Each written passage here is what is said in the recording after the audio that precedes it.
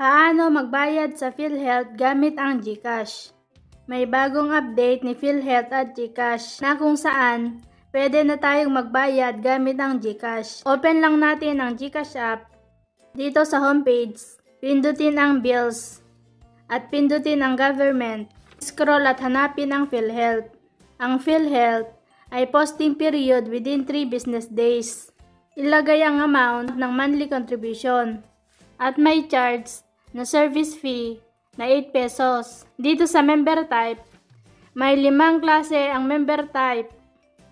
Voluntary or self-employed, ito ang pipiliin. Kung kayo naman ay under government, ito ang pipiliin ninyo.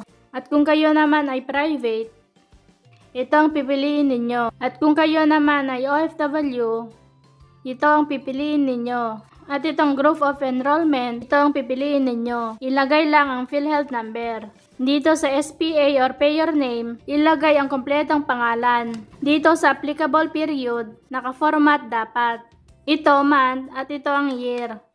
Kung halimbawa, 1 month lang ang babayaran natin, ang buwan ngayon ay November, ilagay natin 11/2024 at 11/2024. Dito sa email address, optional lang ito. Gusto mong ilagay o kaya pwede ring hindi. Kapag ilagay ang email address, si GCash ay magpapadala ng resibo sa email address. Sa baba, pindutin ang next. At dito na tayo. I-double check lang natin kung tama lahat ang mga detalye. Kapag okay na, pindutin ang confirm. At lalabas na ang resibo. Ganun lang kadali ang magbayad ng PhilHealth gamit ang GCash.